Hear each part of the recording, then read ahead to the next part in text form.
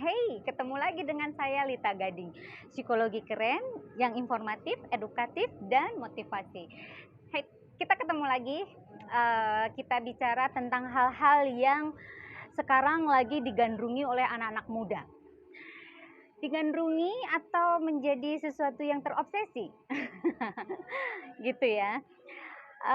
Yaitu star syndrome. Nah, apa itu star syndrome? Yaitu suatu kondisi yang ketidaknormalan karena merasa dirinya populer, merasa dirinya terkenal, merasa dirinya bahwa sesuatu yang bisa dibanggakan di dalam dirinya, merasa diri dia hebat.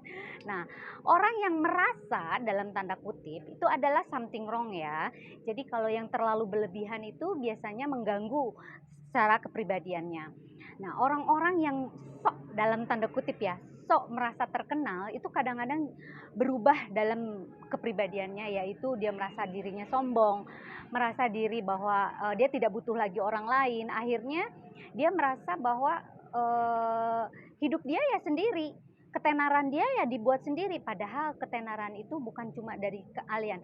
Boleh Anda mempunyai talenta, tapi yang namanya star, menjadi bintang, itu adalah sesuatu yang membuat dia kaget. Dia tidak siap mental bahwa dia akan menjadi seseorang yang bisa dikenal orang.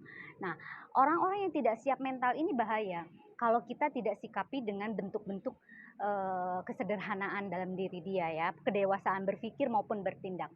Karena ciri-ciri orang star syndrome itu adalah haus pujian. Pujian dan pujian terus yang ingin dia terima. Padahal hidup ini tidak seperti itu gitu. Nah, itu karena orang tersebut merasa bahwa diri dia terkenal, akhirnya ya suka-suka dia gitu. Nah, kalau terus-menerus dia akan terjadi satu perbedaan karakter di dalam dirinya gitu ya. Oleh karena itu, pekalah teman-temannya yang berada di orang-orang terdekatnya, ingatkan dia jangan sampai dia merasa bahwa dia hidup sendiri gitu. Karena dia kalau merasa orang diri hebat, dia sudah tidak membutuhkan lagi orang lain di sekitarnya. Oleh karena itu,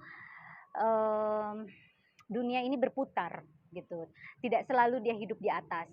Maka dengan seperti roda dia berputar, dia bisa menjadi yang tadinya di atas menjadi di bawah. Oleh karena itu, tetap kita harus down to earth ya. Jadi kita tidak boleh sombong, tetap kita harus berbagi dengan orang lain, dan kita harus sadar diri bahwa apa yang terjadi ini hanya sifatnya sementara.